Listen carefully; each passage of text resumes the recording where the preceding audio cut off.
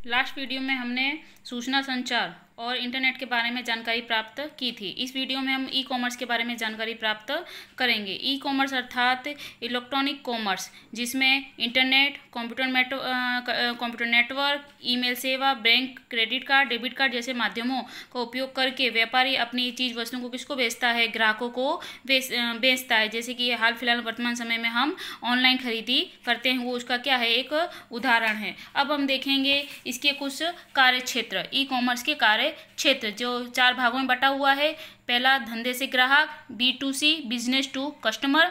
दूसरा, धंधे से व्यवसाय, B2B, बिजनेस टू बिजनेस।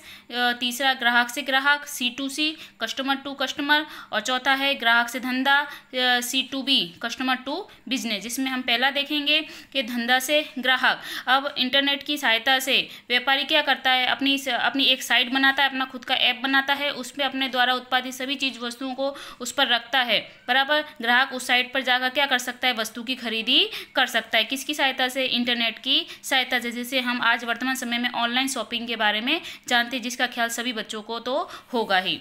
अब दूसरा हम देखेंगे धंधे से धंधा, B2B, बिजनेस टू बिजनेस। यहाँ पर जो बड़े व्यापारी होते हैं, जिसे हम होलसेल व्यापारी के नाम से जानते हैं, उनसे जो फुटकर व्यापारी होते हैं, जो रिटेलर व्यापारी के नाम से हम जिनको जानते हैं, वो फुटकर व्यापारी वो क्या करते हैं, होलसेल व्यापारी से अपने द्वारा जितनी आवश्यकता है, बराबर, उतनी वस्तु की क्या करते हैं, खरीदी करते हैं। वो भी किसकी सहायता से, इंटरनेट की सहायता से, वेबसाइट की सहायता से, जिसे हम क्या कह सकते हैं, बिजनेस टू बिजनेस। अर्थात बड़े व्यापारी से छोटे व्यापारी ने क्या की है, वस्तुओं की खरीदी की है।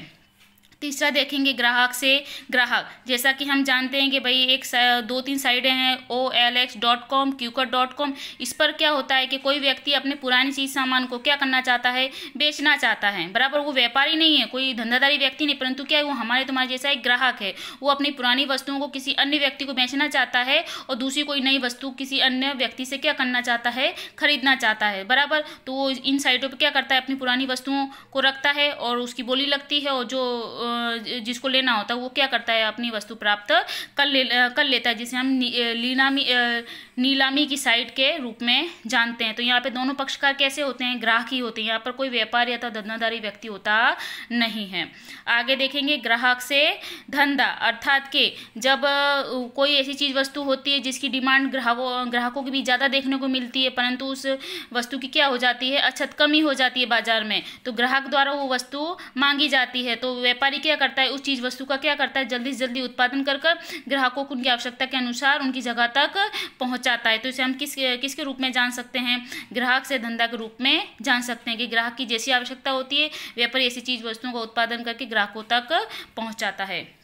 अब आगे का पॉइंट हम देखेंगे ई कॉमर्स के सफल अमलीकरण के लिए आवश्यक साधन के। भाई ई कॉमर्स, इलेक्ट्रॉनिक कॉमर्स को अगर हमें सफल बनाना है तो उसके लिए कौन कौन से मुद्दों का ध्यान रखना चाहिए। तो उसमें है पहला तुम्हारा वेबसाइट। जैसा कि हम जानते हैं कि हमें अपनी कोई भी चीज़ वस्तु का उत्पादन करके ग्राहकों तक ऑनलाइन इंटरनेट की सहायता से माल पहुँचाना, तो उसके लिए हमें क्या करना पड़ेगा, एक वेबसाइट, जिसे WWW, वर्ल्ड वाइड वेब, बराबर, ये भाई फुल फॉर्म सभी बच्चे याद करेंगे, परीक्षा में पूछा जाता है। अर्थात ऐसी साइट पर हमें क्या करना पड़ता है, अपनी एक वेबसाइट बनानी पड़ती है, अपना ऐप बनाना पड़ता है। उस पर से हम क्या कर सकते हैं, अपनी चीज़ वस्तु ग्राहकों तक पहुंचा सकते हैं। ग्राहकों को हमारी संपूर्ण जानकारी उस पर से प्राप्त हो सकती है। कोई भौगोलिक पता नहीं है, परंतु इंटरनेट पर क्या है, एक हमारी साइट है। अब दूसरा है इंटरनेट युक्त कंप्यूटर, कि भाई हमें ऑनलाइन किसी प्रकार की वस्तु की खरीदी करनी है, किसी प्रकार का व्यवहार करना है, तो हमारे कंप्यूटर पर क्या होना चाहिए, इंटरनेट का जुड़ाव होना चाहिए। बराबर, आगे का पॉइंट है क्रेडिट कार्ड या डेबिट कार्ड। इसके बारे में तो सभी जानते होंगे कि आजकल हम जो भी शॉपिंग करते हैं, कोई भी चीज़ वस्तु खरीदते हैं, बेचते हैं, तो इसमें हम कैश का उपयोग ना करके डेबिट अथवा क्रेडिट कार्ड का उपयोग करते हैं। इस कार्ड के बारे में सभी लोग जानते होंगे। डेबिट कार्ड अर्थात कि हमारे खाते में जितना पैसा है उतने पैसों का हम क्या कर सकते हैं, उपयोग कर सकते हैं। और क्रेडिट कार्ड अर्थात कि हमें आवश्यकता हो तो हम हमारे बैंक में जितना बैलेंस है उससे अधिक रुपयों की क्या कर सकते हैं, वस्तु खरीदी कर सकते हैं। जो बैंकों के द्वारा दोनों कार्ड हमें दिए जाते हैं। ये कार्ड किसको दिया जाता है, अधिकांश रूप से व्यापारियों को दिया जाता है। डेबिट कार्ड, हम अब बैंक में खाता खुलवाते हैं तो बैंक हमें क्या देती है, डेबिट कार्ड देती है। इसके बारे में तो सभी बच्चे जानते होंगे। अब आगे का पॉइंट देखते हैं, ऑनलाइन व्यवहार, पूर्व खरीदी विक्रय की अवस्था, कि इसमें विज्ञापन और जानकारी प्राप्ति का समावेश के भाई इसके विक्रय की पहले की कुछ क्या होती है, व्यवस्था की जाती है व्यापारियों की तरफ से, क्रय विक्रय की कुछ शर्तें निर्धारित की जाती है व्यापारी की तरफ से। इसी प्रकार माल और धन का भुगतान, जब हम इंटरनेट का उपयोग करते हैं, इंटरनेट के द्वारा हम ऑनलाइन कोई भी व्यवहार करते हैं, तो इसके लिए हमें किसकी आवश्यकता पड़ती है, धन भुगतान के लिए हमें अलग अलग कार्डों की आवश्यकता पड़ती है, जो हम ऊपर डेबिट कार्ड अथवा क्रेडिट कार्ड के रूप में पढ़ चुके हैं।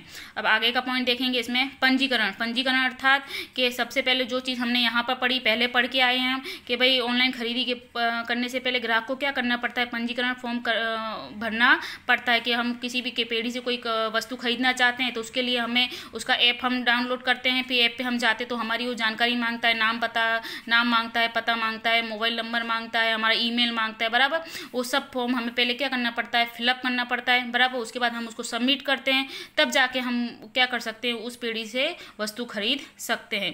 फिर उसके आगे आता है ऑर्डर देना। हमने उसकी साइट पर जाके उसका फॉर्म भरा, उसके बाद हमें जो वस्तु खरीदनी है उसका हमें क्या देना पड़ता है, ऑर्डर देना पड़ता है।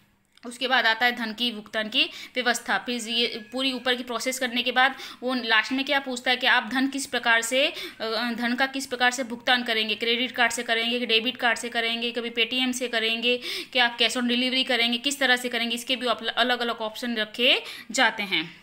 तो हम पढ़ चुके कि कैश ऑन डिलीवरी, जो हमें वस्तु हमारे घर पर आती है, हम वस्तु प्राप्त करते हो तुरंत उसकी रकम चुकाते हैं। चेक, भाई जो व्यापारी होते हैं वो ग्राहक से क्या करते हैं, चेक प्राप्त करते हैं और फिर उसको अपने खाते में भरते हैं, तो उनको पैसा ग्राहक की तरफ से प्राप्त होता है। नेट बैंकिंग ट्रांसफ़र, यहाँ पर क्या होता है कि डायरेक्टली हमारे अकाउंट से पैसा कट जाता है, परंतु इसके लिए हमें बैंक के द्वारा क्या करनी पड़ती है, नेट बैंकिंग की सुविधा लेनी पड़ती है। इसके लिए फॉर्म भरना पड़ता है, फिर बैंक की सहमति होती है, परमिशन लेनी पड़ती है, उसके लिए हम उसके बाद ही हम नेट बैंकिंग का उपयोग कर सकते हैं। और डेबिट और क्रेडिट कार्ड, जैसा कि हमने ऊपर पॉइंट में चर्चा कर चुके हैं। और डिजिटल कैश, भाई आज के समय में प्लास्टिक चलन का उपयोग ज़्यादा बढ़ा है, जिसे हम पेटीएम के नाम से जानते हैं। कि भाई हमारे पास हम मोबाइल पे हमने एक ऐप डाउनलोड करके रखते हैं पेटीएम का, और सामने जब हम वस्तु की खरीदी करने जाते हैं तो उस पर एक कोड दिया जाता है, एक बार कोड दिया जाता है, उसको हम स्कैन करके क्या कर सकते हैं, धन का भुगतान कर सकते हैं, जिसके बारे में सभी बच्चे ऑलरेडी जानते होंगे ही।